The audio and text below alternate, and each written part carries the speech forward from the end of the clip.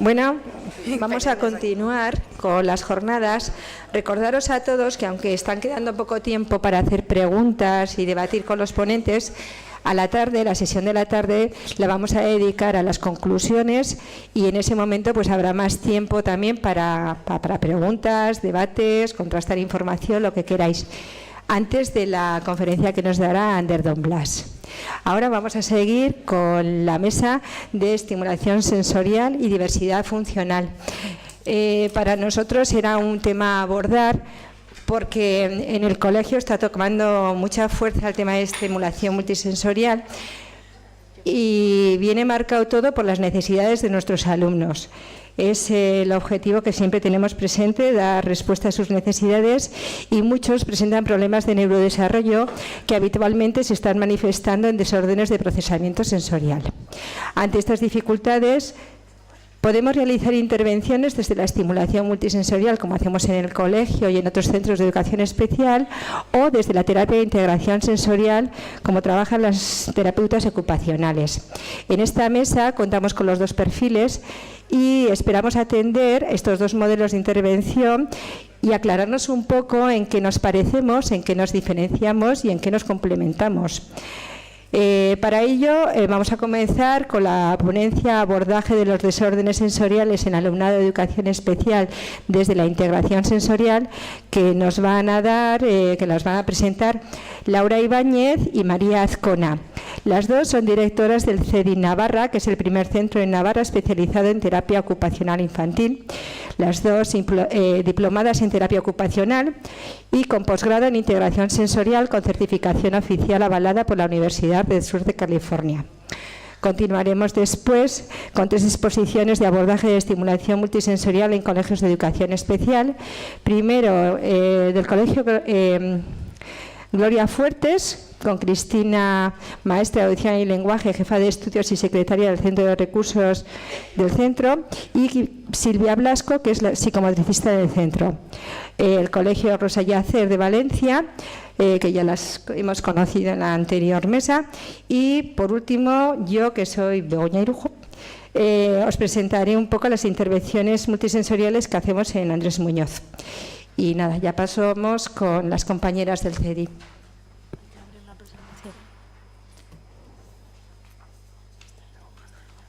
Aquí.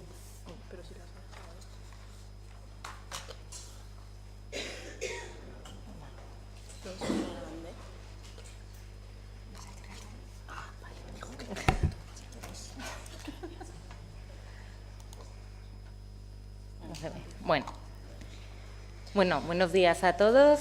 Antes de comenzar, queríamos agradecer también tanto a Begoña como a Marian y a Nicolás el haber contado con nuestro centro para participar en estas jornadas. Hemos estado escuchando a la mesa anterior y nos parece importante contaros cómo el perfil del terapeuta ocupacional puede ayudar a vuestros niños en el desempeño funcional en vuestros colegios. Bien.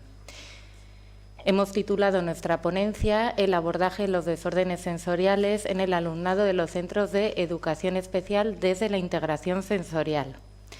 En primer lugar, explicar que la intervención basada en el modelo de integración sensorial es igual para todos los niños con desórdenes en el procesamiento sensorial.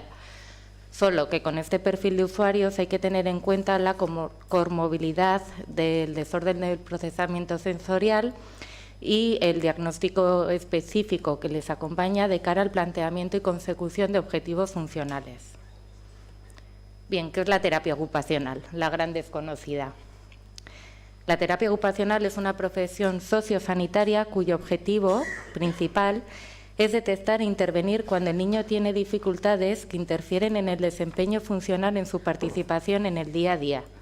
Nos referimos a dificultades en las actividades de la vida diaria: alimentación, sueño, comportamiento, relaciones con iguales. Nosotras en CEDI trabajamos con niños de 0 a 16 años que bien tienen un diagnóstico específico, trastorno generalizado del desarrollo, trastornos de déficit de atención con o sin hiperactividad, trastornos del espectro autista, cromosopatías, etc. Pero también con niños típicos que tienen retrasos madurativos, que tienen dificultades en el aprendizaje, niveles de actividad muy altos o muy bajos. Hoy vamos a centrarnos en el modelo de integración sensorial de Ginners. No obstante, durante una sesión de terapia ocupacional, aunque el grosso de la intervención esté basado en un modelo específico por las necesidades de cada niño, habrá determinados momentos en los que hagamos un uso de unos o de otros o incluso combinemos diferentes modelos de intervención. Aquí tenemos a nuestra colega Ginners, terapeuta ocupacional americana, que desarrolló la teoría y las técnicas de integración sensorial. Ella la definió como el proceso de organizar las sensaciones para que el cerebro produzca una respuesta útil, así como percepciones, emociones y pensamientos útiles. Es decir, organizar las sensaciones para su uso. Bien, antes de explicar cómo es una intervención de integración sensorial, de la cual se encargará mi compañera María, creemos que es conveniente hacer un recorrido a través de la teoría. ¿Por qué? Porque muchos perfiles profesionales o diferentes modelos de intervención utilizamos la misma nomenclatura para referirnos a conceptos totalmente diferentes. También describiré cómo es un procesamiento sensorial típico para después hablar de los tipos de desórdenes de procesamiento sensorial. Bien, sistemas sensoriales. Muchos conoceremos la gran mayoría, otros, bueno. Aquí tenemos la vista, el olfato, el oído, el gusto y el tacto. Aquí voy a pararme un momento para explicarlo un poco por encima. El reparto de receptores del sistema táctil están por la piel de todo el cuerpo, no solo en las manos o a nivel oral. ¿Qué tipo de sensaciones nos aporta este sistema? Tacto profundo. Nosotras, desde el modelo de integración sensorial, hablamos de tacto profundo cuando hablamos de presión, de cuando agarramos a un niño firmemente. También está el tacto superficial. Este sistema sensorial también nos aporta información de la vibración, del dolor, de la temperatura. Aquí estos niños están utilizando el sistema propioceptivo. Los receptores de este sistema se encuentran en todos los músculos, articulaciones y ligamentos de todo el cuerpo. Este input, desde el modelo de integración sensorial, nunca se puede administrar a un niño de manera pasiva, ya que para que se activen los receptores de este sistema tiene que haber una activación a nivel muscular y articular. ¿Qué información nos aporta? La posición que adquieren las diferentes partes de nuestro cuerpo. Estos dos sistemas, tanto el táctil junto al sistema propioceptivo, conforman lo que denominamos el sistema somatosensorial. Y por último, el sistema vestibular. Los receptores se encuentran en el oído interno, muy cerquita de los receptores de la audición, y nos informan del movimiento, tanto lineal como angulares de la cabeza. ¿Cómo es un proceso típico de integración sensorial? A nuestros receptores llegan todos los inputs sensoriales, ¿vale? Como si fuese una carretera con mucho tráfico. En la base del cerebro tenemos dos estructuras, el tálamo y la formación reticular, que se encargan de dirigir ese tráfico para que no se conformen atascos. Aquí tenemos a nuestro guardia de tráfico que se encarga de decir, tú pasas, tú no pasas. Y por último, a nivel ya de corteza cerebral, es donde se da sentido a toda esa información, donde se combinan diferentes informaciones sensoriales para que el mismo cerebro emita una respuesta que nosotras denominamos adaptada. Los desórdenes del procesamiento sensorial afectan al movimiento, a la interacción social, a la estabilidad emocional y a las conductas adaptativas, es decir, al desempeño ocupacional en las actividades de la vida diaria. Estos desórdenes del procesamiento sensorial los agrupamos en dos bloques, uno de modulación, que impactará en el nivel de alerta, es decir, la capacidad que tiene el niño para prestar atención a la tarea que está desempeñando en cada momento, O el otro grupo lo denominamos bajo registro y discriminación, que impacta en la percepción y en el control motor. Dependiendo de qué sistema sensorial sea el que no está funcionando de la manera esperada, tendrá diferentes nomenclaturas que no voy a entrar a explicar cada una de ellas. Vale. ¿Qué ocurre cuando nos encontramos con un desorden de modulación sensorial? Pues lo que ocurre es que nuestro guardia de tráfico no está dirigiendo bien el tráfico de los sentidos, ¿vale? Son las famosas hiper o hiporrespuestas, que impactan en el nivel de alerta. ¿Qué observamos en el niño? Conductas o comportamientos que se alejan de la norma, son desorganizados.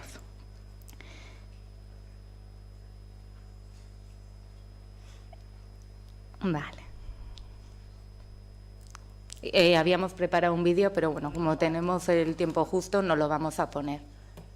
Vale, han salido todos. Cuando hablamos de nivel de alerta, podemos tener una alerta alta o una alerta baja. No siempre que estamos hablando de una alerta alta, estamos hablando de un niño que tiene un nivel de actividad alto. Por ejemplo, un nivel de alerta alta con un nivel de actividad alto, según Winnie Dan, ella los clasificó como niños evitativos, que huyen del estímulo. Imaginaros el encierro de San Fermín, que me viene muy bien para explicar los 4 grupos. El niño evitativo, teniendo en cuenta que los toros son los inputs sensoriales y los corredores nuestros niños, el evitativo sería el que entra a la plaza de toros antes de que suene el cohete. Es decir, huye del estímulo, incluso anticipa que va a estar presente y sale corriendo. Son niños muy movidos, que evitan, ¿vale?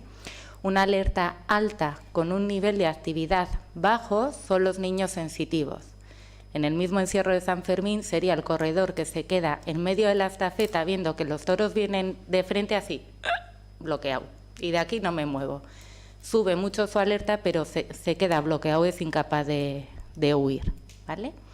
Una alerta baja junto con un nivel de actividad alto son los niños buscadores. Son niños que también están en continuo movimiento. En el encierro de San Fermín sería un corredor que está todo el rato estafeta para arriba, estafeta para abajo, viendo que vienen los toros, pero va a su encuentro y se marcha, va a su encuentro y se marcha. Y por último, una alerta baja con un nivel de actividad bajo, hablamos de niños de bajo registro. En el encierro de San Fermín sería el niño que está tirado en medio de la estafeta y los toros le pasan por encima.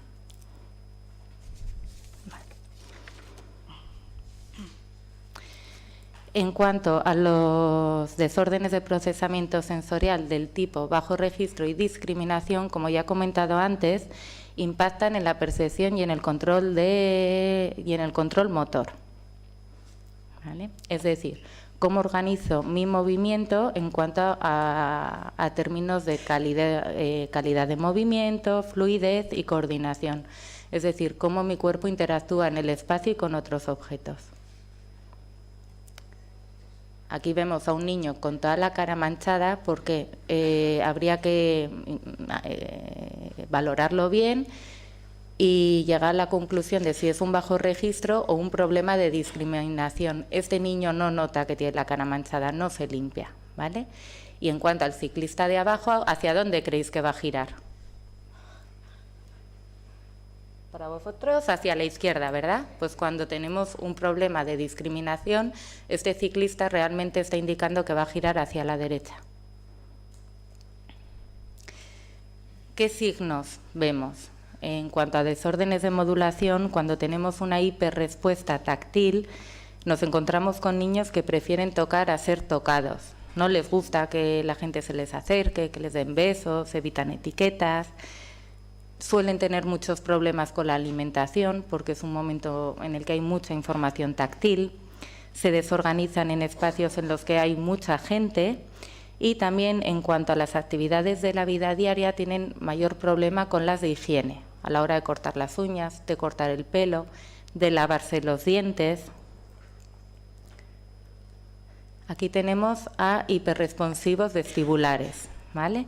¿Qué características tienen? Se molestan mucho cuando se les mueve en el espacio, cuando sus pies no están en contacto con el suelo, La imagen de abajo, que parece una película de terror, porque la hemos puesto, porque describe muy bien ese miedo que sienten al subir y al bajar escaleras. Incluso cuando van a bajar una acera parece que les cuesta, se mueven de manera muy cautelosa, tensando mucho los músculos. Aquí tenemos a un hiporresponsivo vestibular, que nos podemos encontrar pues, a estos dos tipos de niño. O bien, acordaros del buscador, del encierro, que está todo el rato moviéndose, buscando esa información para poder llevar la alerta a un rango óptimo para poder funcionar, o el niño que desde que se levanta hasta que se acuesta está todo el día agotado. Y por último, hemos añadido también la imagen de un hiperresponsivo auditivo porque... vale. Vale. ¿Quién nos dice el tiempo? ¿Quién nos dice? Al hiperresponsivo auditivo... Calla, que me despistas. Que es muy claro cómo se tapan los oídos, ¿vale? En presencia del estímulo. Aquí tenemos los signos de bajo registro o discriminación que afectan a la praxis, ¿vale?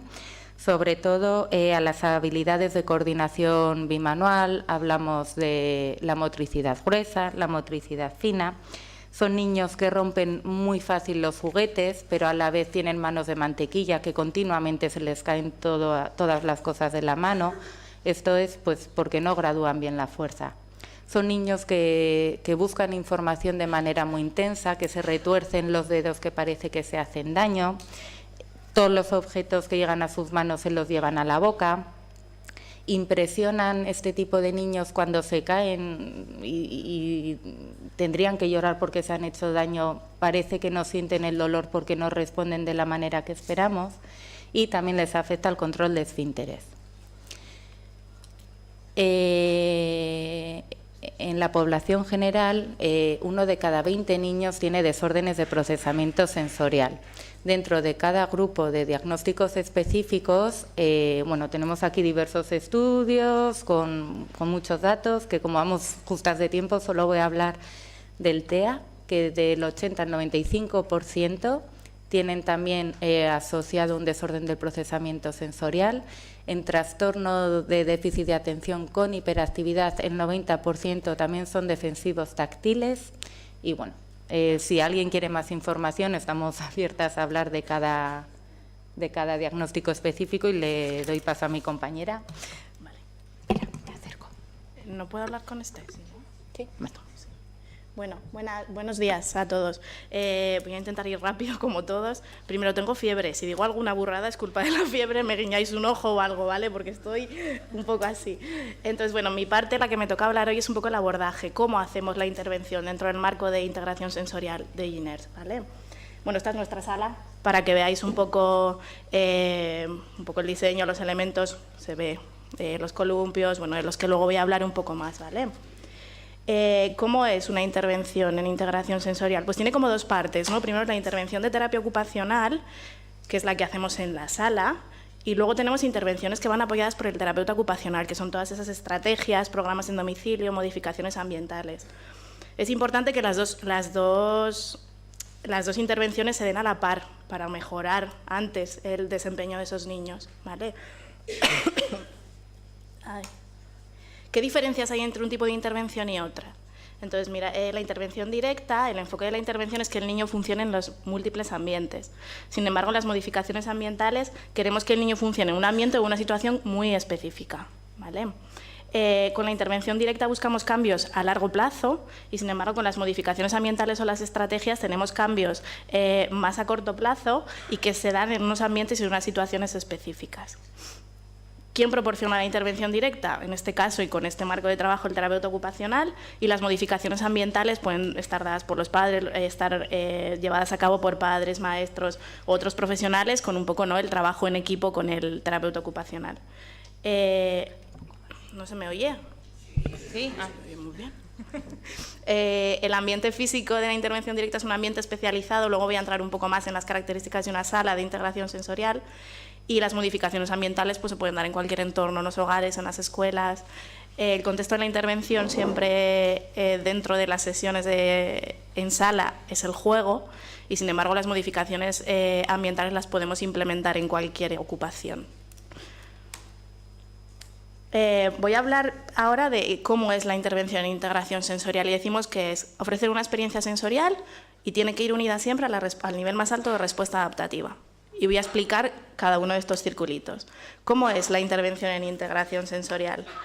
Primero, todas las intervenciones que se hacen en sala son 1 a 1, ¿vale? Terapeuta-niño, siempre son individuales. Siempre tienen que dar en un contexto de juego, porque así es como conseguimos motivación intrínseca y como conseguimos que esos cambios en el sistema nervioso se den de una forma más rápida. Es activa y es dinámica, está en constante cambio. Tenemos que estar leyendo continuamente qué está pasando con el procesamiento sensorial, con el sistema nervioso central de ese niño para adaptarnos y conseguir respuestas adaptadas más elevadas.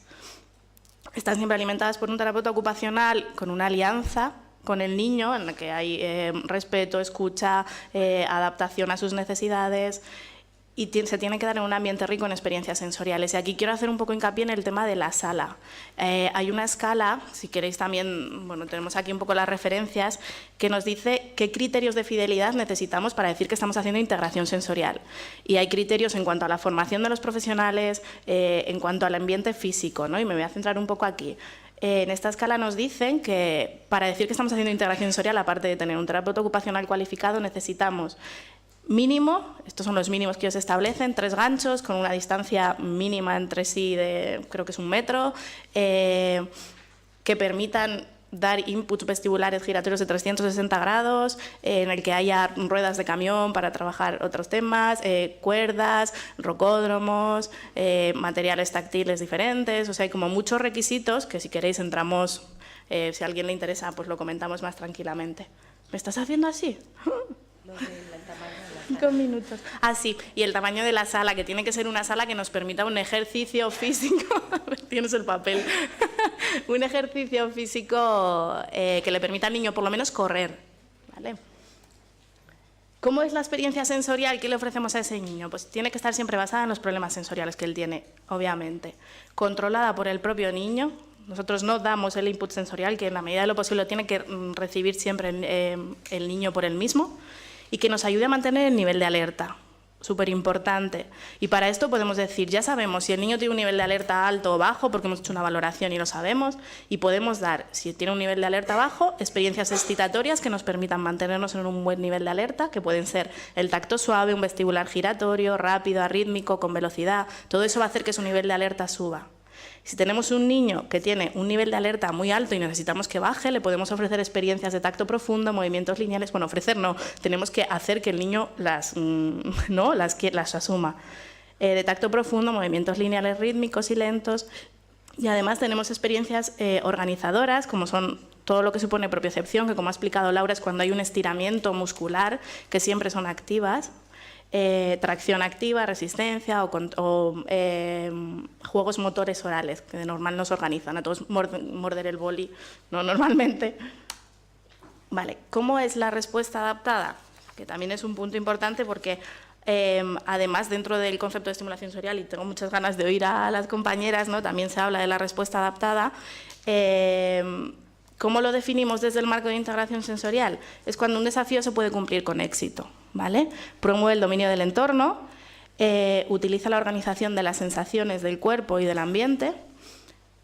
Siempre que conseguimos una respuesta adaptada, y ahora pondremos ejemplos, tenemos que promover una mayor frecuencia, duración y complejidad de esa respuesta. Es decir, si yo tengo un niño con una inseguridad gravitacional, que hemos dicho que es una hiperrespuesta vestibular, mi objetivo es que ese niño gestione mejor los inputs vestibulares, ¿no? Entonces, una respuesta adaptada es, mira, le he puesto un columpio y él por sí solo ha llegado y ha apoyado la tripa, ¿no? Por ejemplo, es mi respuesta adaptada, pero ese no es mi objetivo, esa es una. Tengo que seguir subiendo esa respuesta.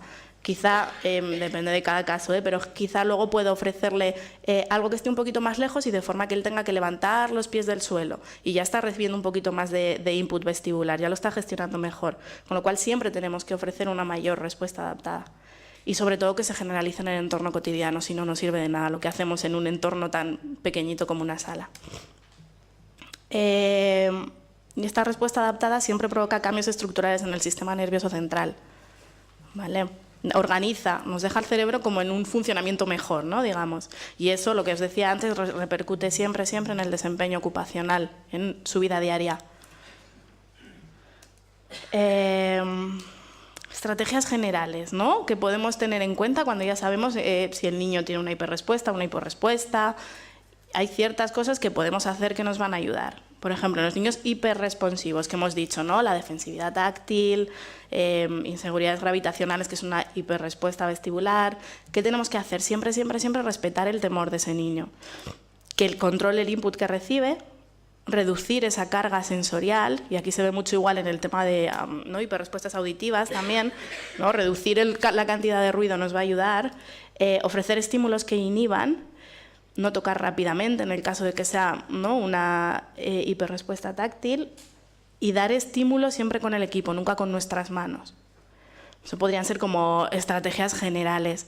Si, por ejemplo, nosotros nos llega a sesión un niño con una defensividad táctil, jamás empezamos a trabajar por imponiendo, dándole ese input táctil. Lo que hacemos es darle experiencias que le ayuden a bajar ese nivel de alerta y poco a poco ir introduciendo esas experiencias táctiles y ver cómo su sistema nervioso las va tolerando o no. Y si no las tolera, no, el niño no las puede recibir todavía. Se trata de mantener siempre ese nivel de alerta estable. Estas intervenciones luego se pueden dar durante mucho tiempo, podemos tardar tiempo en cambiar ese funcionamiento. Y con los niños hiporresponsivos tenemos que utilizar actividades ricas en estímulos, con demandas bajas inicialmente. Nosotros tenemos que ser muy enérgicos porque son niños que están como, ¿no?, un poquito abajo.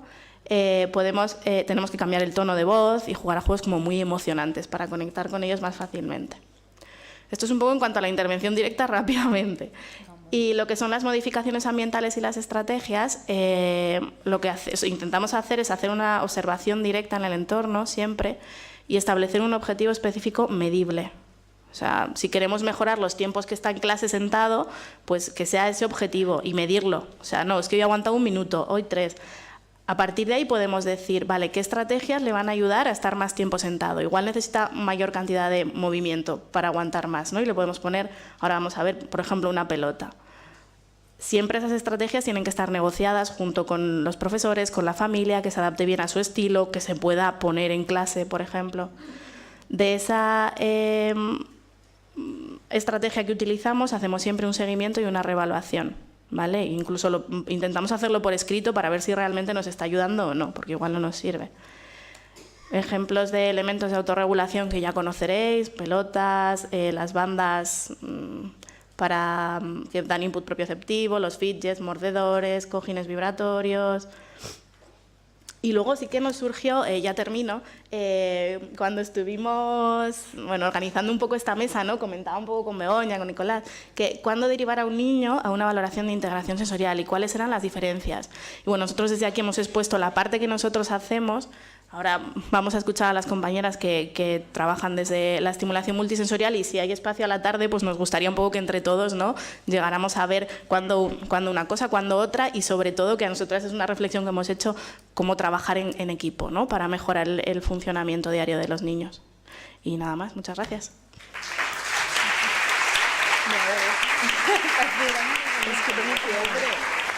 Muchas gracias a las compañeras del CEDI. Yo creo que nos complementamos bastante.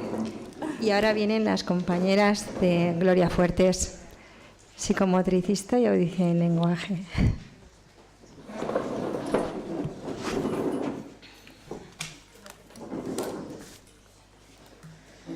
Está minimizado aquí abajo. Pamplona breve. Ya lo pico. Pero para que no se pegue con las dos, ¿eh? Pero no abandones. ¿Sí? Ya está. A ver, buenos días. Muchas gracias por invitarnos a participar en esta mesa. Bueno, pues como ha dicho Lolan, pues nos unen lazos de amistad y de trabajo compartido con las compañeras y compañeros del Colegio Andrés Muñoz de Pamplona. Estos lazos de afecto y de trabajo ya vienen de hace muchos años, cuando Alfonso Lázaro vino a asesorarles pues, con el tema de la elaboración del proyecto curricular, sobre el área de psicomotricidad y sobre luego después con el aula multisensorial. Entonces, pues bueno, aquí Silvia y yo pues vamos a recoger el testigo y os vamos a contar pues rápidamente, como todos. Yo suelo hablar muy rápido, entonces voy a intentar no hablar tan rápido para contar pues, qué hacemos nosotros en el colegio con el aula multisensorial. Entonces, primero voy a hacer como una breve trayectoria de lo que hemos hecho desde el año, pues, desde los inicios del centro. Entonces, bueno, en el colegio hay una gran trayectoria, como he dicho, en el trabajo en el aula de psicomotricidad. Y partiendo de la pirámide del desarrollo que tanto Alfonso Lázaro como Pedro Pablo Berruezo completaron, estudiaron y que reflexionaron sobre ella, partiendo del primer peldaño de esas 3 estimulaciones básicas, la táctil, propioceptiva y vestibular, ellos investigaron mucho sobre la estimulación vestibular en el aula de psicomotricidad. Y llegó un momento que se plantearon en el centro que por qué no también tenían que dar más pasos, ¿no? Y querían crear un aula multisensorial, pero claro, tendrían que primero crear una base teórica. Y ahí fue cuando los profesionales que en aquel momento estaban en el colegio pues construyeron el área de desarrollo y estimulación sensorial. La construyeron con unos fundamentos psicopedagógicos, con unos objetivos generales de área, con unos objetivos específicos y con unas microcapacidades para cada uno de los sensorios. Entonces, construyeron ese área y entonces el área de desarrollo y estimulación sensorial está presente en el currículum y entonces está presente en todas las áreas y está presente en todas las intervenciones que se hace. Como área forma parte del ámbito de los aprendizajes básicos que antes comentaba Lola y entonces ese área, pues, en ese área intervienen tanto tutores que tienen contacto con chicos y chicas que tienen mayores discapacidades como los psicomotricistas, fisioterapeutas y también maestros de audición y lenguaje que somos los que intervenimos directamente en el aula. A ver, voy a mirar un poquito a ver si me olvida algo. Entonces, ese currículum, si queréis consultarlo, está en este libro de aulas multisensoriales y de psicomotricidad. Aquí está recogido el currículum de nuestro centro que se construyó con el asesoramiento de Concha Maciá, que fue una profesora de la Universidad Autónoma de Barcelona. Entonces, una vez que ya tenemos el área construida, el siguiente paso fue que ya, pues Lola y yo ya estábamos en el centro, había que diseñar y construir un espacio. Entonces, pues se sacó subvención pues, del Servicio Provincial, la Asociación de Padres presentó un proyecto, el centro, bueno, se sacó dinero para construir ese aula. Y estamos hablando del año 2002. En el 2002 creamos nuestra aula multisensorial con diferentes aparatos que pues las casas comerciales que entonces había, pues montamos nuestro colchón de agua, las columnas de la camilla de vibromasaje, la piscina de bolas y a ese aula se han ido incorporando otros dispositivos y otros elementos. Entonces, se construyó ese aula y fue el primer aula de estimulación sensorial y de relajación que se creó en la Comunidad Autónoma de Aragón. Entonces, hemos sido referencia y mucha gente nos ha venido a visitar a pedirnos asesoramiento teórico, porque el aula multisensorial, los aparatos, la tecnología es muy importante, pero eso sí que tenemos que reflexionar todos. Lo más importante es el adulto que media con esa tecnología, porque podemos dejar al chico en la piscina de bolas y de ahí no hay ningún aprendizaje si no hay un adulto que media en esa intervención, ¿de acuerdo? Entonces, pues bueno, nosotros creamos ese aula y en esos años pues fuimos reflexionando, fuimos dando pasos, cómo registramos, qué hacemos, qué no hacemos. Y Alfonso Lázaro, que voy a nombrarlo con Pedro Pablo Berruezo, que es un profesor que afortunadamente pues nos dejó, que trabajaba en la Universidad de Murcia, visitaron el centro Hattermen en Holanda y visitaron las primeras salas Snusselen. Y disfrutaron mucho, pero vieron que carecía de una cosa, había mucho aparataje, mucha cosa, pero faltaba una metodología de intervención. Los chicos iban allí, pues se relajaban, pero no había un adulto que mediara. Entonces eso llevó a reflexionar sobre la importancia de crear una metodología de intervención. La metodología de intervención, nosotros hablamos educativa, porque estamos en el ámbito educativo, se nutre de los principios de la psicomotricidad, de los principios de la estimulación basal de Andreas Froelich y de los principios de integración sensorial de Jean Ayres. Entonces, con esa metodología, con esos principios, empezamos a trabajar en el aula multisensorial, seguíamos trabajando en el aula multisensorial.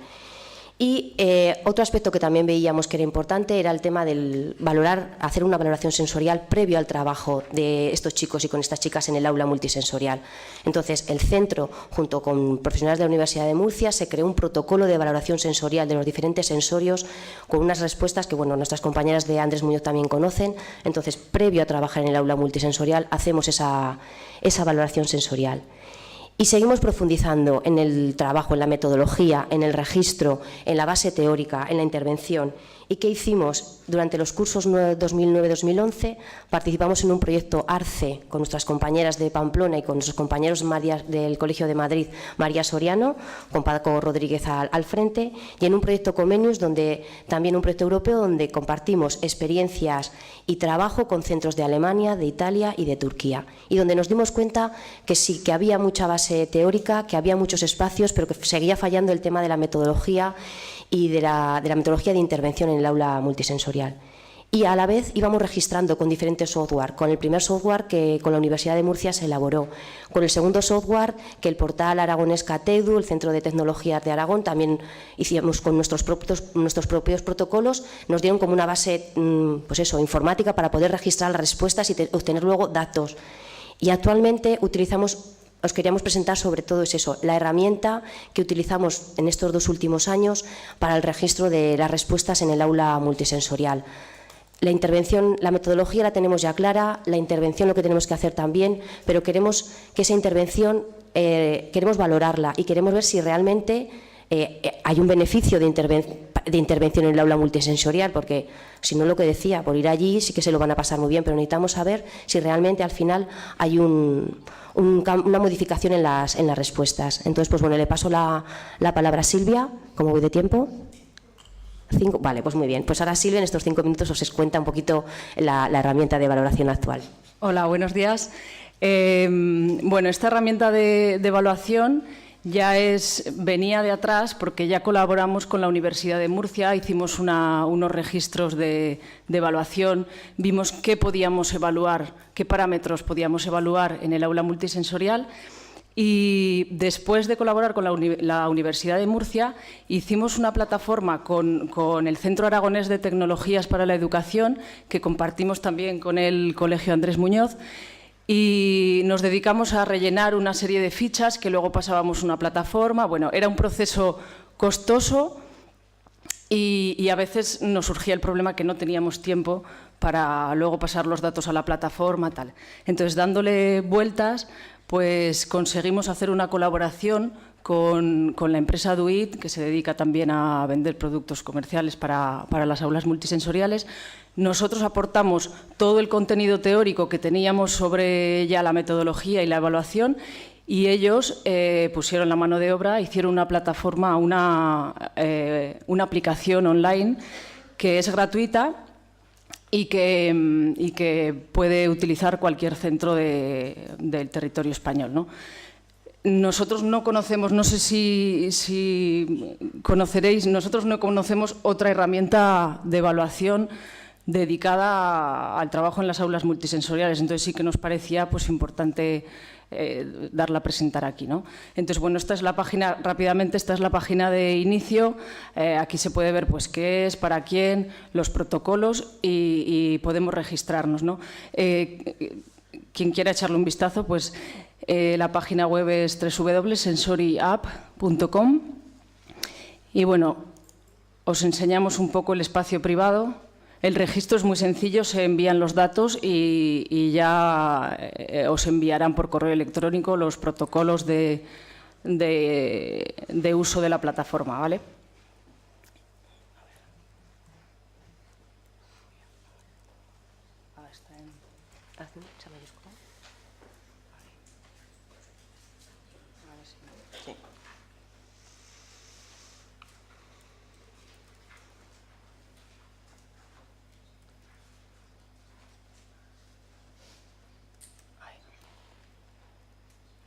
¿Qué pasa? Anda, te deja. tú, Cris.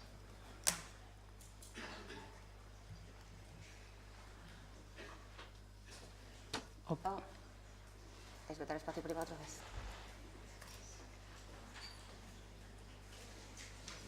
Dale espacio privado.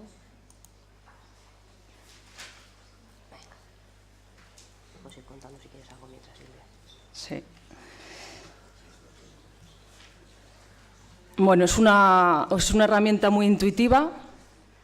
Ya veréis que lo que hacemos es, cada centro introduce los datos del alumnado introduce los dispositivos con los que cuenta, no sé por qué no nos deja acceder.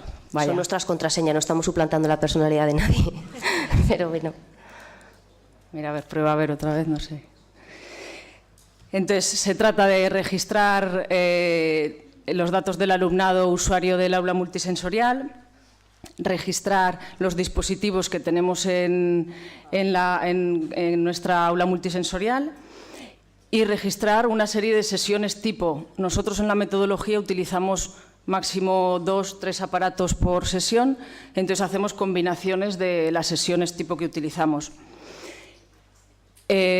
Comenzamos la sesión, tenemos la posibilidad de registrar, utilizamos un aparato, hacemos intervención con un aparato y después podemos registrar las respuestas. Es súper rápido, cuesta menos de 1 minuto, a través de una tablet táctil, ya lo tenemos. Bueno, pues entonces ya veis que el bloque de aquí es lo mismo que aparece en la pantalla. Entonces iríamos a alumnos, aquí se puede editar, ir a crear nuevo alumnado. Estas serían las sesiones tipo con las que contamos, que bueno, pues ya nos dedicamos cuando llevamos 2 años utilizando esta plataforma, todavía estamos un poco en periodo de adaptarnos al trabajo con ella. Los dispositivos con los que contamos. Ya me aparece aquí el último alumno que ha trabajado Cristina, la última sesión que hemos trabajado. Se pueden añadir nuevas sesiones, el bloque de los dispositivos, se pueden añadir nuevos dispositivos. Y bueno, no sé cómo vamos de tiempo. Pues vamos a ver las estadísticas, que yo creo que es lo más interesante. Quería que vierais simular el trabajo de una sesión para ver cómo se registraba, pero bueno.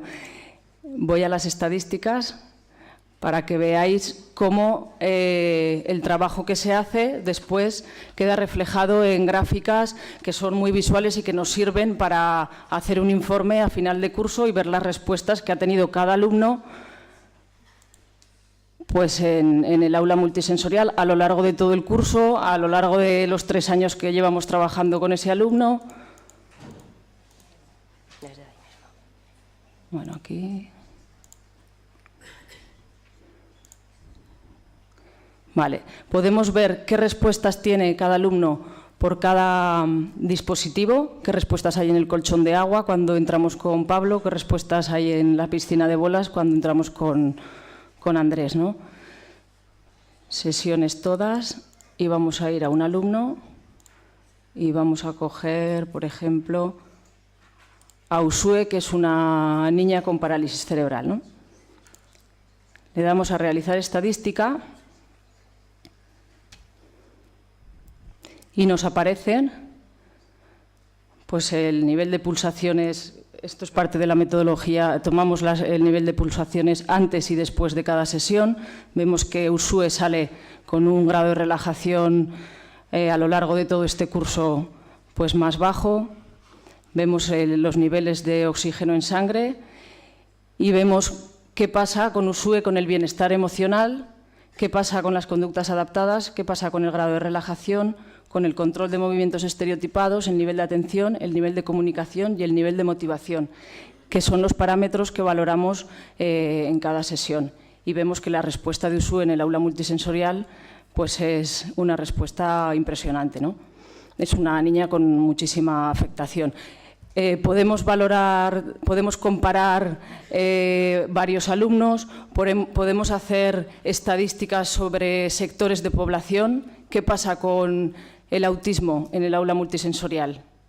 ¿Qué pasa con el autismo en el colchón de agua? Entonces, bueno, no sé si estoy en tiempo aún o... No. Bueno, pues nada, esto es lo que queríamos contaros y espero que haya sido...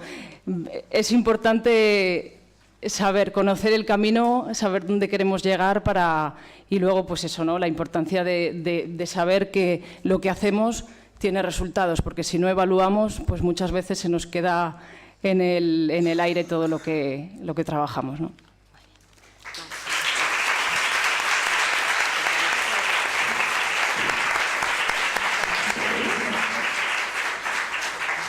Muchas gracias. Gloria Fuerte siempre se caracteriza por trabajar, por tener datos científicos que respalden las teorías que ellos desarrollan, ¿no?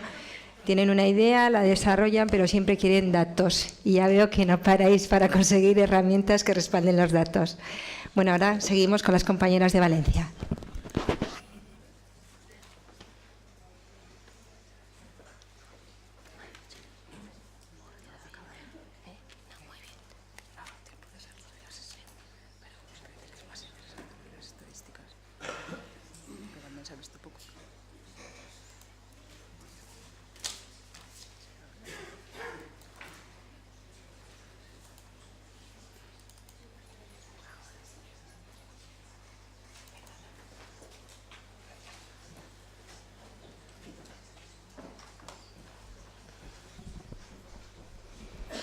Hola, buenos días, casi tardes, ¿no? Y ya nos conocéis, nos hemos presentado antes, con lo cual no hace falta que nos volvamos a presentar. Este es nuestro cole, ya os he comentado antes cómo es, cómo nos organizamos a grandes rasgos. En principio, todos los que estáis aquí conocéis los centros de educación especial, con lo cual no hace falta que volvamos a repetir lo mismo. Y la peculiaridad en este caso es que nosotros os vamos a hablar un poco cómo funciona nuestra aula multisensorial. Viendo aquí todo el trabajo que hacen las compañeras, yo me siento un poquitito pequeña, porque hacen cosas muy estupendas y nosotros estamos como empezando, ¿no? Nuestra aula es muy sencilla, es muy modesta, y aunque tiene la dotación en principio del material que da la Consellería de Educación de la Comunidad Valenciana, esta dotación ha ido llegando por secciones. Ya os he dicho antes que el colegio se inauguró en el 2009 con una pequeña dotación en el aula, pero la siguiente parte o la gran parte del material del aula llegó hace 2 años, 2 cursos escolares, con lo cual hemos estado trabajando un poco con materiales caseros, ¿no? Vale, cuando yo llego al centro en el 2010, el aula existía con ese material de primera dotación, pero no se utilizaba. O sea, era un aula en la que los tutores, los PTs o los ALs, cualquier profesional del centro podía ir con los alumnos, pero sin establecer lo que antes hablaban de una metodología, de un sistema de trabajo, de algo que estuviera de alguna manera sistematizado. Era un aula en la que se utilizaba además después en el postcomedor para aquellos alumnos más gravemente afectados para hacer la siesta, simplemente. Entonces, cuando yo llego al aula, yo venía de un centro en el que estuve durante 6 años con un aula de motóricos, 7 alumnos motóricos en un aula, y entonces me formé o me preocupé en el tema de la estimulación basal, de la integración sensorial, de todos estos campos, ¿no?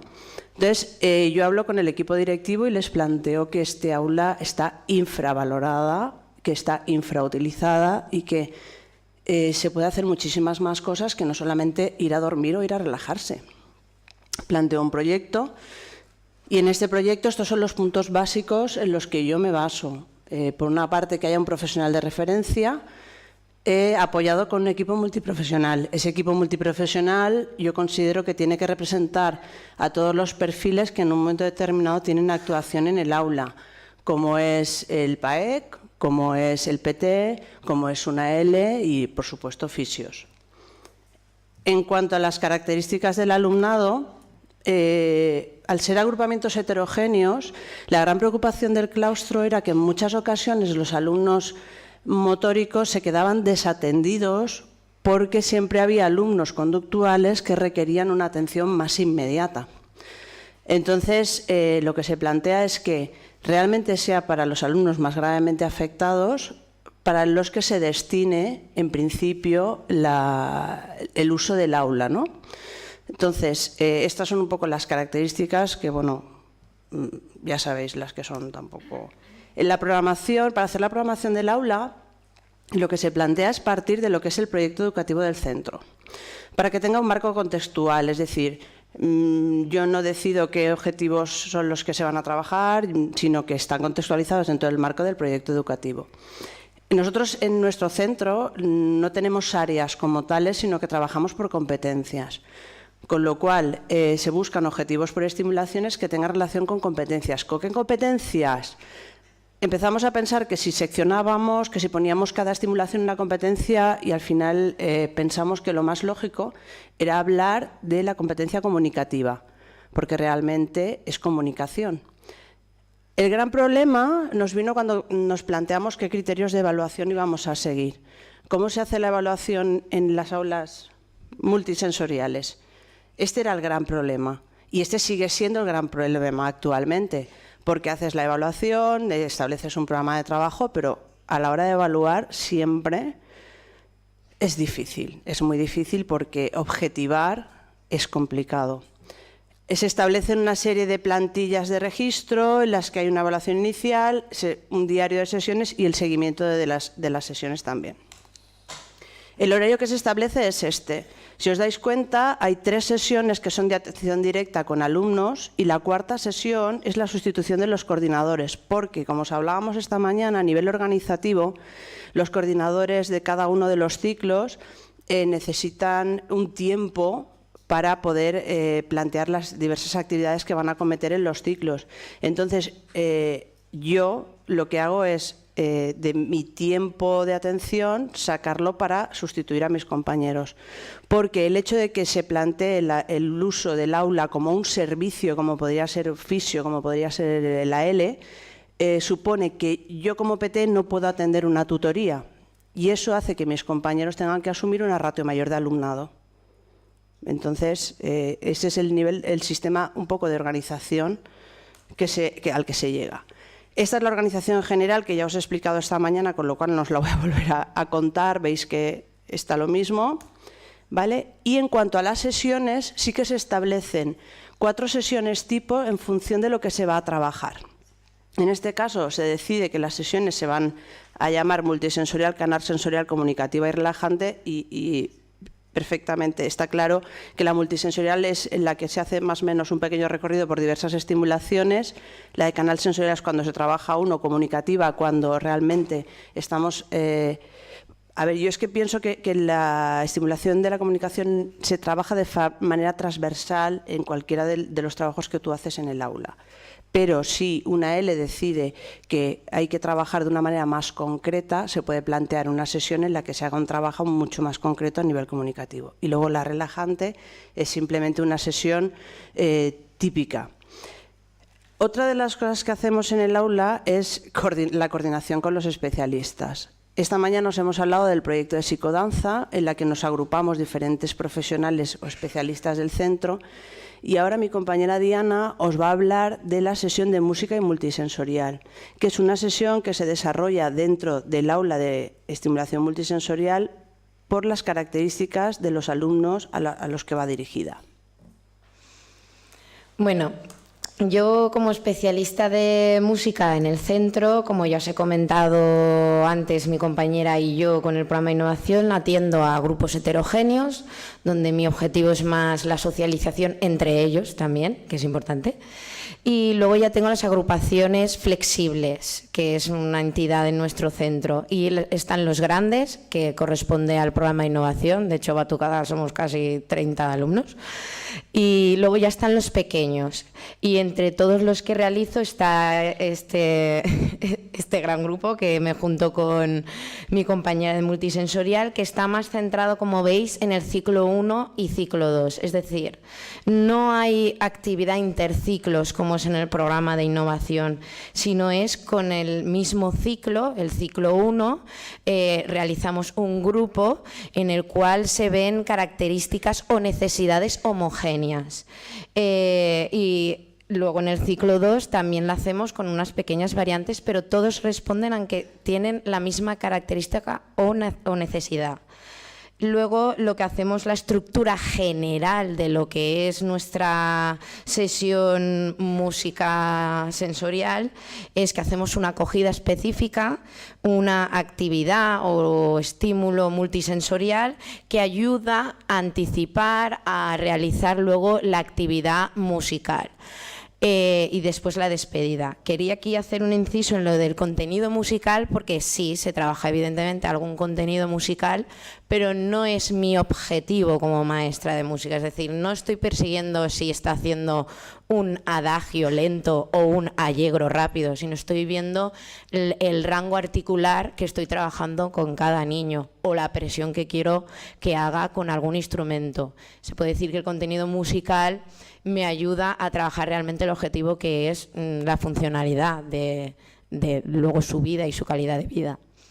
Luego ya más adelante empezamos estas organizaciones de sesiones que he explicado en general, con un hilo conductor que cada curso escolar tenemos. Y luego de ahí realizamos unidades por trimestres. En este caso el hilo conductor de este año fue la nuestra cultura, era nuestro entorno, y en el primer trimestre, que solemos trabajar lo que es la experimentación instrumental, porque en los grupos grandes sí que se realiza, pero necesita este tipo de alumnado más tiempo, entonces pues dedicamos el primer trimestre. Como veis, al ser la nuestra cultura, y el primer trimestre era la nuestra música, que tenemos la danza, la marcha mora, los pasodobles, pues decidimos trabajar primero metiéndoles un poco en la esencia con una crema, que es esa cosita naranja que veis arriba, que tiene olor a naranja, Valencia naranja. Y lo que trabajamos a través de la música, lo que es la línea melódica, les vamos preparando la parte corporal que vamos a trabajar. En este caso íbamos a hacer la superior, por tanto realizábamos la línea melódica como sube y como baja en el brazo, y así ya ellos ser conscientes de que se va a trabajar bastante con ese trabajo. Luego ya se encarga más el trabajo sensorial mi compañera, que aunque ahí no se aprecia en la foto esa cosita pequeña que parece una maraca, es que cuando tú le golpeas, percutes en ella, luce. Entonces ya le estás anticipando que van a tener que hacer algo de percusión. Y luego ya después de ese tiempo que están con mi compañera, yo paso al trabajo instrumental, que está completamente adaptado, como veis, la baqueta e incluso la flauta de émbolo, para que les sea fácil a coger o poder aguantar la presión al alumnado. De ahí a que sea el golpeo con la luz, percusión, y el abanico de la flauta de émbolo, que se necesita el aire. Y todo eso está controlado con la música base. Es decir, tenemos como un marcador musical para que cada niño tenga exactamente el mismo tiempo, porque no tenemos individual. Entonces, aunque sea un grupo reducido, queremos que al menos todos disfruten un tanto por cien por igual. En la siguiente trimestre trabajamos más bien estímulos sensoriales y expresión artística, que ahí juntamos también un poco lo que es la pintura. Ahí vemos nuestro producto de este curso, que era el Nostre Art, y con cinta carrocero hemos conseguido incluso adornar nuestra aula y poder condicionarlo. Y el tercer trimestre ya iniciamos vivenciar la música y estimulaciones ontogenéticas, es decir, ahí ya entra la vestibular, la somática, todo absolutamente, que han comentado compañeras, con diferentes juegos tradicionales, que era el tema, como el paracaídas y el pañuelo, y todo regido a música. Y bueno, más o menos. Gracias.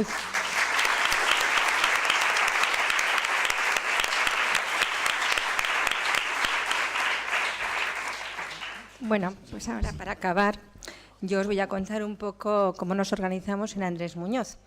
A ver, déjame. Sí, que busque la presentación.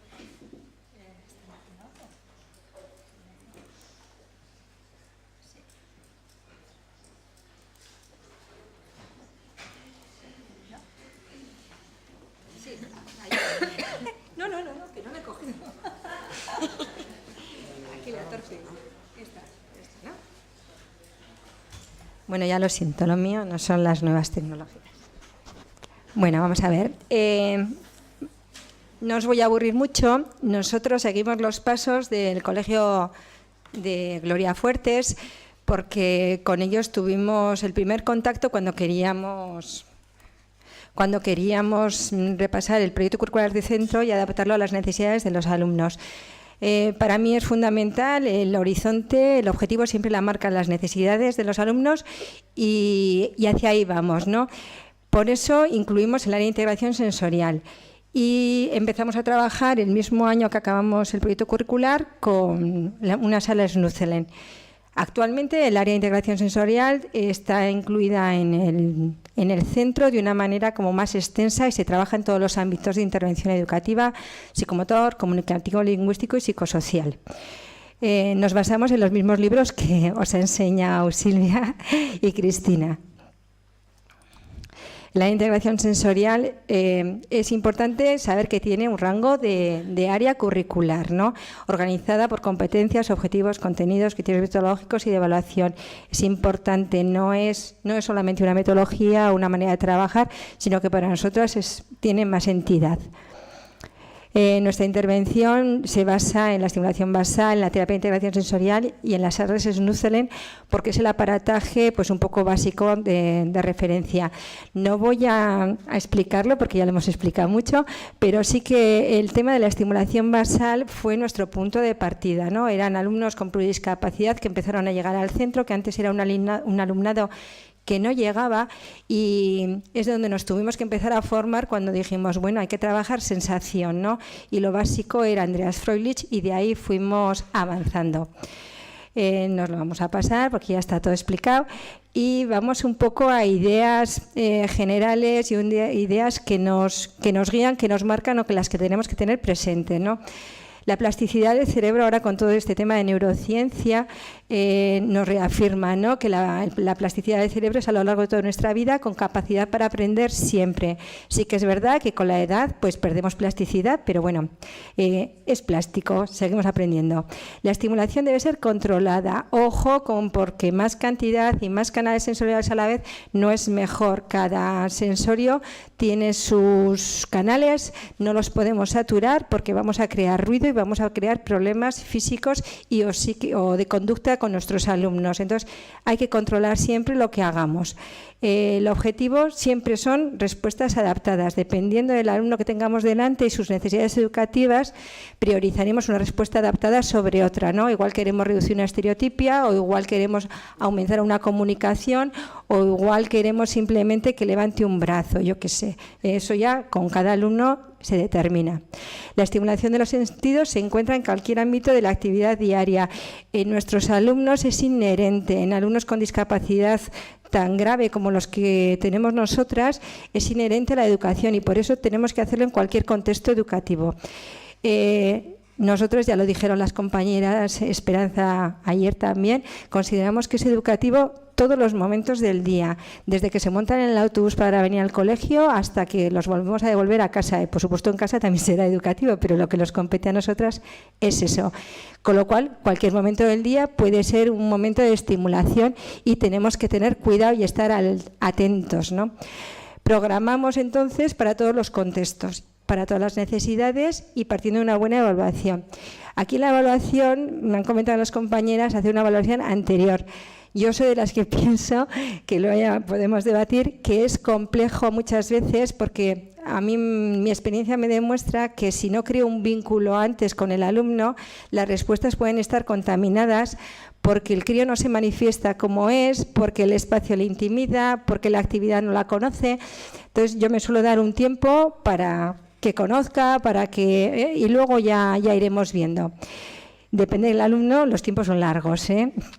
Para que se produzca un aprendizaje, el tema de la sistematicidad, insisto, es muy, muy importante y aquí sí que voy a leer un poco porque no quiero que se me olvide nada. La educación del alumnado con alteraciones en su desarrollo requiere una sistematización mayor en cuanto a la cantidad y a la cualidad de los estímulos.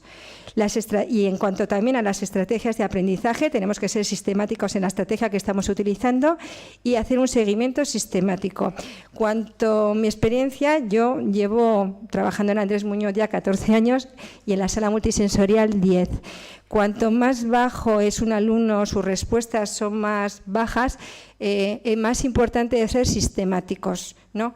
Hacer unas sesiones que se repitan de una manera pautada, observar, pero la sistematicidad para mí me ayuda a conseguir respuestas en alumnos que se mantengan en el tiempo y que sean consistentes, porque si no, un día puede producirse una respuesta y ya no la vuelvo a ver. Y yo lo que quiero es que si ha sido una respuesta adaptada se mantenga. Por eso la sistematicidad me parece importante. Bueno, ya hemos organizado un poco la exposición por espacios de intervención. Yo creo que lo que nos está definiendo un poco, con diferencia a los compañeros que han explicado, es que nosotros hemos intentado sacar el aula Snuzelen a todos los entornos del colegio. Y esa expansión que ha habido de la sala hacia afuera es un poco lo que igual nos distingue ahora mismo o nos singulariza, ¿no? Bueno, en algunas cosas todos las hacemos y vosotras también, y en otras cosas pues igual seremos distintas. Consideramos estos espacios específicos el aula multisensorial, el aula de psicomotricidad y educación especial, el rincón sensorial, que lo ha comentado Mari Carmen, y el aula temática. Y como espacios generales, otros entornos, pues ya los que pueden estar en otros colegios, ¿no? Las tutorías, los baños, la piscina, música, patios, actividades como el taller de cocina, las actividades como la terapia con animales, bueno, todo lo que nos ocurra, porque hemos dicho que todos los contextos pueden ser. Esta es nuestra aula de estimulación, con sus anticipadores en la puerta, comunicativos, y un poco una vista panorámica del aula. Considero que es un aula muy bien dotada, pero aparte del aparataje importante que tiene, los pequeños elementos nos ayudan a enriquecer y a conectar con algunos alumnos. Por eso la cacharrería que digo yo va aumentando, pero nos viene muy bien. Bueno, consideramos que es un espacio de estímulos controlados para crear un entorno de relajación y de bienestar que facilita alcanzar los diferentes objetivos programados para nuestros alumnos según sus necesidades. Aquí estaban incluidas varias fotos que se ven los diferentes aparatajes. No sabía si las compañeras iban a traer imágenes de sus aulas. Y bueno, aunque estamos muchas personas de Andrés Muñoz, también hay mucha gente que no es del colegio, igual no han visto los aparatajes que utilizamos. Entonces voy a hacer un repaso rapidico y ya está. Tenemos la columna de burbujas, esas son las fibras ópticas, hay mucha estimulación visual. El proyector de imágenes en el suelo, que en algunos alumnos nos viene mucho mejor que proyectarlo en la pared, las fibras ópticas, luz negra, que ayuda a fijar muchísimo la atención, la bola de espejos ayuda a la relajación, el Soundbox, que es una plataforma vibratoria para trabajar sola o con estímulos de luz, la piscina de bolas y mantas propioceptivas que tanto calman y tanto relajan y tanto ajustan. Y esa sería alguno del aparataje, ¿no? Nos falta pues la cama de agua que salía por ahí, bueno, un poco un recorrido. El aula de psicomotricidad en nuestro colegio está a cargo de 2 profesores de educación física que en cuanto llegan, pues aquí una pesada les insiste un poco para que se formen o investiguen en tema vestibular y de propiocepción, porque el vestibulador lo tenemos instalados en este espacio. Tienen la rueda giratoria, tienen pelotas de bobá, tienen colchonetas y el espacio suficiente como para trabajar un poco más en profundidad y acercarse un poco al trabajo, aunque no es lo mismo de terapia, ¿no?, de integración sensorial, que se puede hacer sin ser lo mismo. Un espacio donde experimentar con el cuerpo estímulos vestibulares y propioceptivos que ayudan a mantener el tono muscular, el control de la postura y el equilibrio, así como con la coordinación de ojos y manos. Estimulación vestibular, ya he dicho, el vestibulador permite aceleración lineal y de giros con diferentes plataformas y soportes. Ahí tenéis el rulo y el asiento. Estimulación propioceptiva, que nos da información a través de los músculos, tendones y articulaciones sobre dónde está cada parte de nuestro cuerpo y cómo se está moviendo. Aquí todo lo que tiene que ver, ¿no?, con colchonetas que permiten rodar, trepar y que tanto disfrutan. Rincón sensorial es un espacio que otros centros no tienen y surgió un poco de casualidad. Surge por una necesidad física de situar un recurso que era el carro multisensorial, que era un carro con estímulos visuales, sobre todo, y acústicos.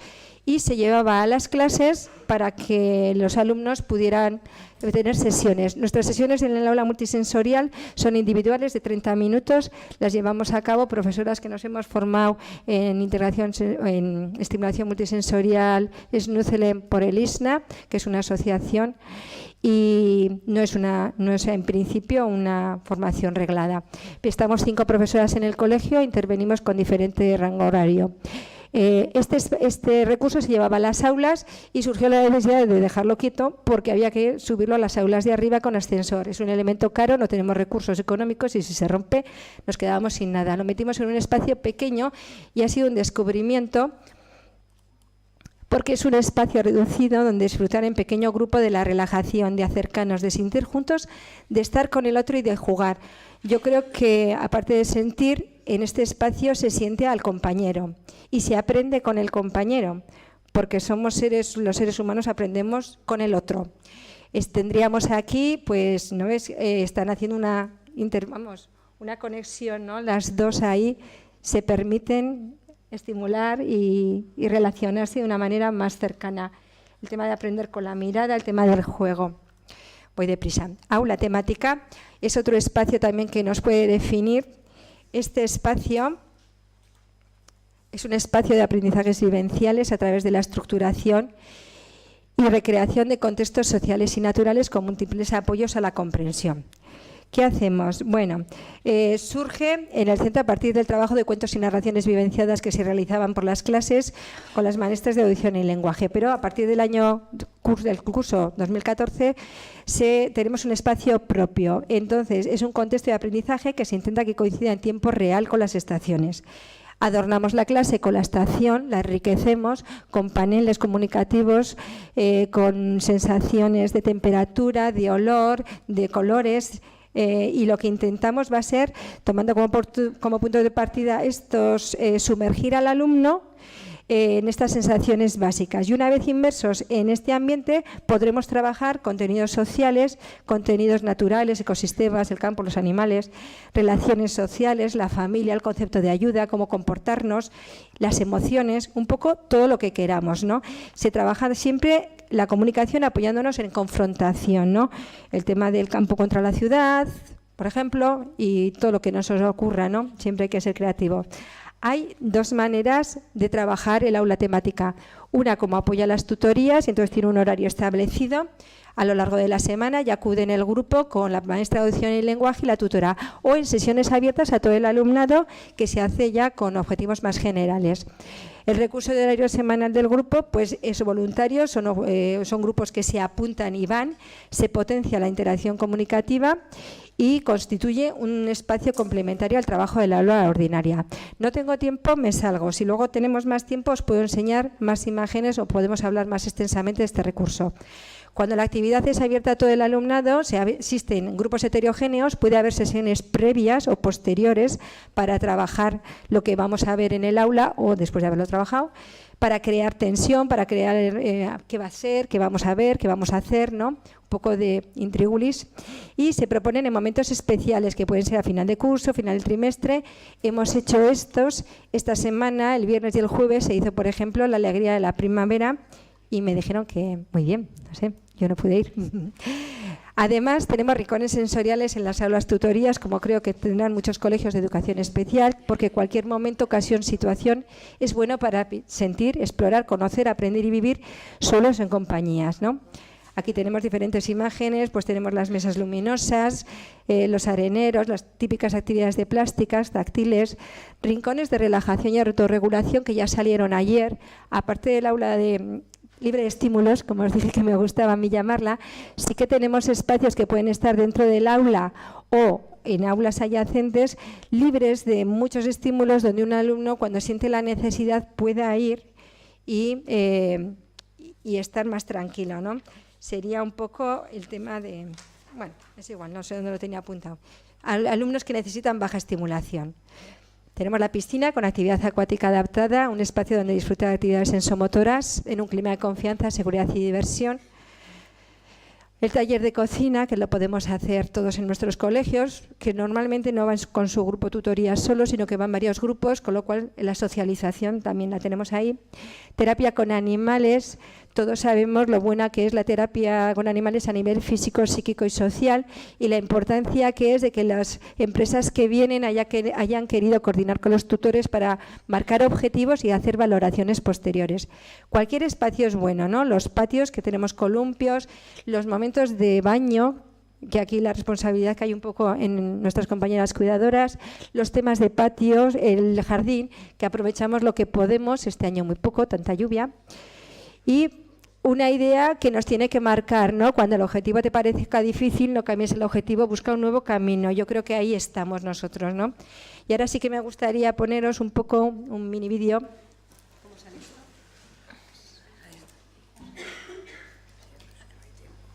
que han hecho las compañeras con mucho cariño y es muy bonito.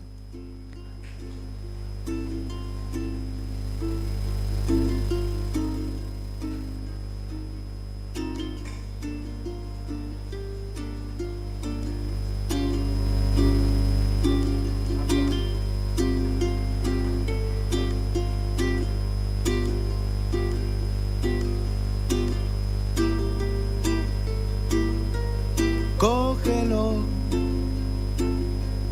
ve por él, suéltate, inténtalo, sírvete, agárralo, mírate, créete, sal de ahí. Afróntalo, ciérralo, déjalo ir. Di que sí o di que no. Tómalo, confía en ti. Sí que puedes, que nadie te diga que no. Porque sí que puedes, sí que puedes, nadie te diga que no, porque sí que puedes, sálvate, exígelo,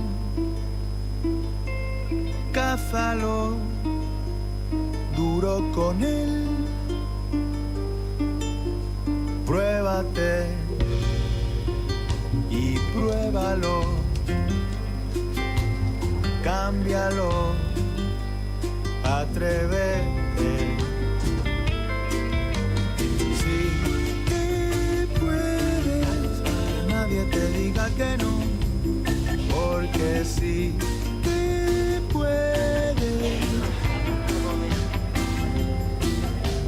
Sí que puede, nadie te diga que no, porque sí que puede.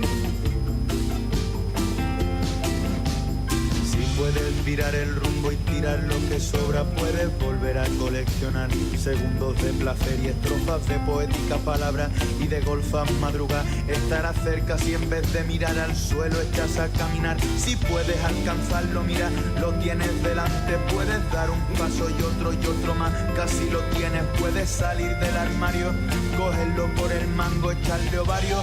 No te deseo suerte, no hace falta, porque sí que puedes, nadie te diga que no. Sí que puedes, sí que puedes, nadie te diga que no, porque sí que puedes. Pues esto es todo.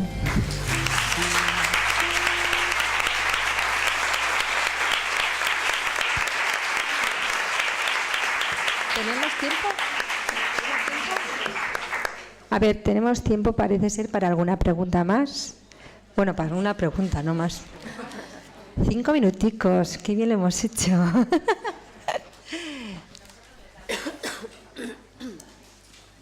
¿Alguien quiere preguntar algo?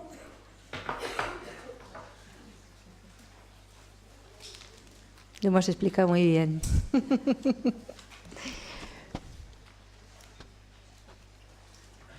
Bueno, pues si es caso lo dejamos un poco para las preguntas de la tarde, o si queréis os pongo un poco de la aula temática.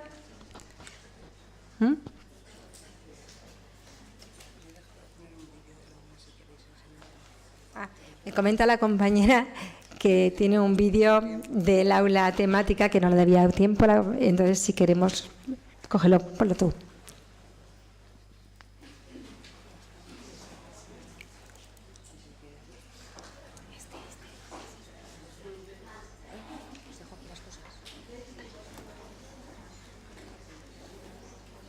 el aula de Valencia.